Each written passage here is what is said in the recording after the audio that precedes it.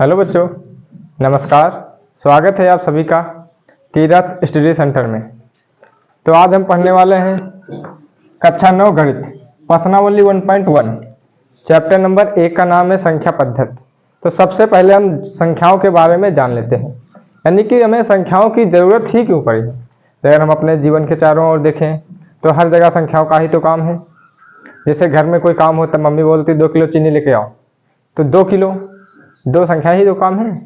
कोई काम हो, 1 गिलास पानी लाओ, तुम्हारे घर में कितनी किताबें हैं, तो सब संख्याओं पे ही निर्भर है। तो सबसे पहले हम जानते हैं संख्याएं। तो संख्याएं दो प्रकार की होती हैं। पहले संख्याएं, तो संख्याएं जो होती हैं दोस्तों 2 प्रकार की होती है। नंबर 1 वास्तविक संख्याएं, नंबर 1 जो होती हैं वास्तविक संख्याएं। नंबर दूसरे पे जो होती हैं वो होती हैं काल्पनिक संख्याएं। तो काल्पनिक संख्याएं तो हमारे सिलेबस में है नहीं अभी, तो हमें काल्पनिक संख्या तो पढ़नी नहीं, सिर्फ और सिर्फ वास्तविक संख्याओं के बारे में हम आज जानेंगे। तो जो वास्तविक संख्याएं भी कई प्रकार की होती है। जैसे नंबर 1 प्राकृतिक संख्याएं, प्राकृतिक संख्याएं जिन्हें हम n से प्रदर्शित करते हैं।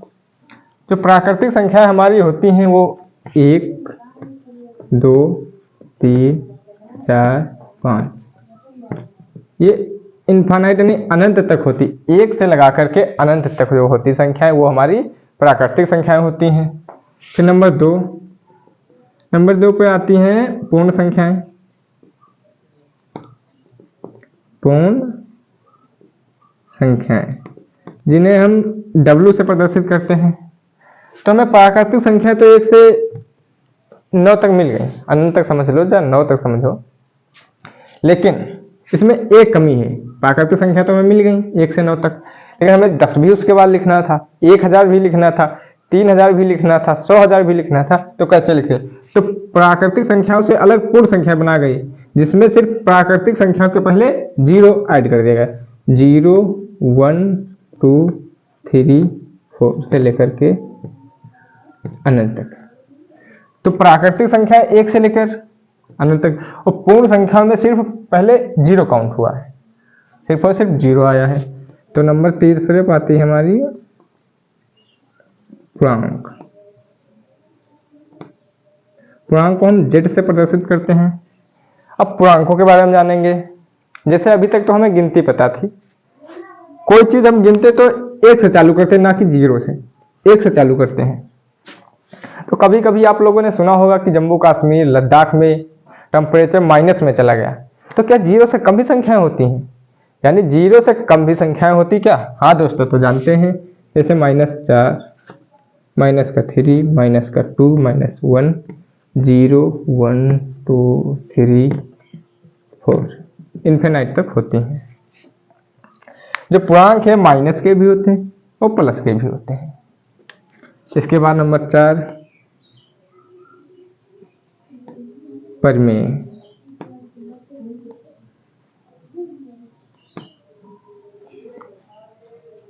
तो हम परिमेय संख्याओं के बारे में जानेंगे। वे सभी संख्या जिनको हम P/Q के रूप में लिख सकते हैं, वे सभी संख्याएं परिमेय संख्याएं होती हैं। वे संख्याएं जिन्हें हम P/Q के रूप में लिख सकते हैं, परिमेय संख्या कहलाती हैं। वो भी इसमें Q बराबर 0 नहीं होना चाहिए। Q जो है पूर्णांक हो, पूर्णांक तो आप लोग जान ही चुके हैं। Q के बराबर 0 नहीं होना चाहिए, PQ पूर्णांक होने चाहिए, तथा PQ का जो HCF है वो 1 होना चाहिए। HCF का मतलब मात्रा, तभी हमारी परिमेय संख्या मानी जाएगी। जैसे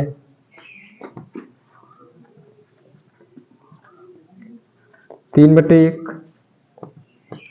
5/3 -7/2। ये सब हमारी कैसी संख्या है? परमेय संख्या है। देखो सबके बट्टे p/q के रूप में है, p/q के रूप में भी है और वो दोनों पूर्णांक भी हैं, कोई संख्या है। ये p हो गया और ये q हो गया। तो अपरमेय वे संख्याएं होती हैं, अभाज्य संख्याएं, जो अंडर रूट के अंदर अभाज्य संख्या होंगी वो अपरमेय होंगी। अभाज्य संख्या वे संख्याएं होती हैं जो स्वयं से कटे एक से तो सारी संख्याएं कट जाती हैं। स्वयं से यानी खुद से, जैसे 2 हो गई 1 से कटेगी 2 से कटेगी, 3 हो गई 3 से कटेगी 1 से कटेगी, 5 से कटेगी 1 से कटेगी, 11 1 से कटेगी 11 से कटेगी। तो ये सब संख्याएं अभाज्य संख्याएं, जैसे √2, √3, √7, ये सारी संख्याएं अभाज्य संख्याएं। तो हम संख्याओं के बारे में जान चुके हैं। संख्याएं वास्तविक संख्या, काल्पनिक संख्या, काल्पनिक संख्याओं से हमें कोई मतलब नहीं। वास्तविक संख्याएं प्राकृतिक संख्याएं होती हैं 1 से लेकर अनंत तक। जो पूर्ण संख्याएं होती हैं उनमें सिर्फ 0 लग जाता है, 0 से अनंत तक होती हैं। पूर्णांक जो होते हैं हमारे माइनस में चलते हैं, -1 2 3 4, 0 1 2 3 4। परमेय संख्या वे संख्या जिन्हें p/q के रूप में लिख सकते हैं। q बराबर 0 नहीं होना चाहिए और p व q पूर्णांक होने चाहिए। अपरमेय संख्याएं होती हैं जो अभाज्य संख्याएं अंडर रूट के अंदर होती हैं, वो सारी संख्याएं अभाज्य संख्याएं कहलाती हैं। अब एक बात ये जान लीजिए आप लोग, जैसे पूर्णांकों में आ जाते हैं हम लोग, 2 3 में कौन बड़ा है? तो आप लोग यही बताएंगे सीधे 3 बड़ा है। ये हम बोले -2 और -3 में कौन बड़ा है? तो इसमें -2 बड़ा है। तो कैसे? क्योंकि ये -2 है, ये -3, यानी 0 से ये 2 ही कम है, ये तो 3 कम है, तो इससे एक ज्यादा ये है ना। तो सबसे ज्यादा 2 हुआ, जैसे -5 और -9 में कौन ज्यादा है? -5 का ज्यादा है। 10 11 में कौन ज्यादा है? 11। प्लस वाले में ज्यादा वैल्यू ज्यादा होगी, माइनस वाले में जो कम वैल्यू होगी वो ज्यादा होगी। तो आप लोग संख्याओं के बारे में जान चुके हैं।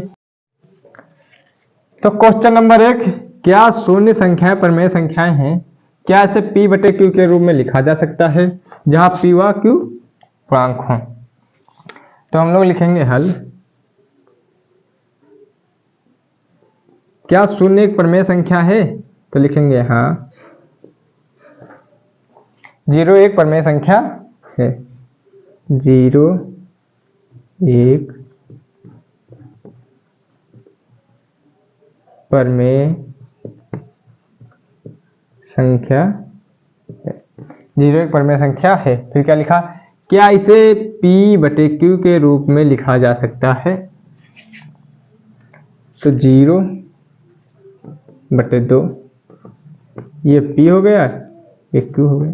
इसे p/q के रूप में लिखा जा सकता है जहां p व q पूर्णांक हो।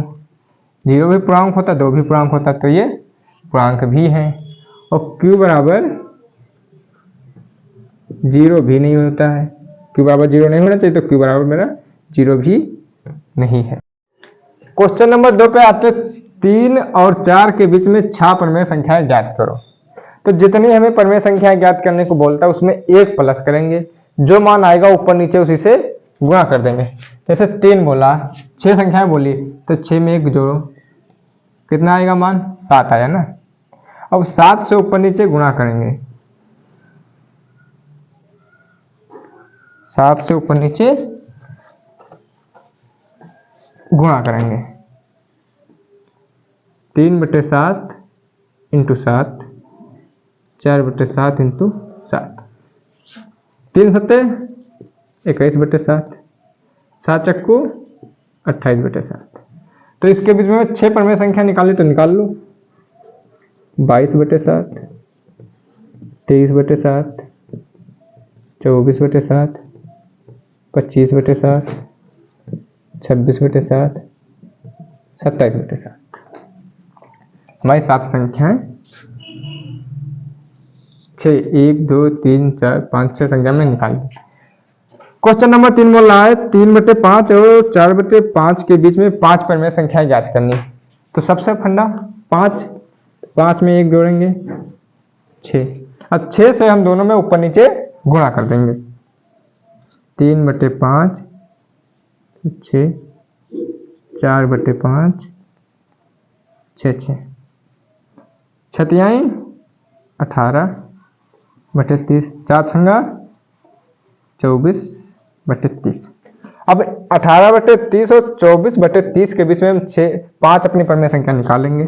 जैसे 19/30, 20/30, 21/30, 22/30, 23/30, 1 2 3 4 5 परिमेय संख्या हमारी निकल गई।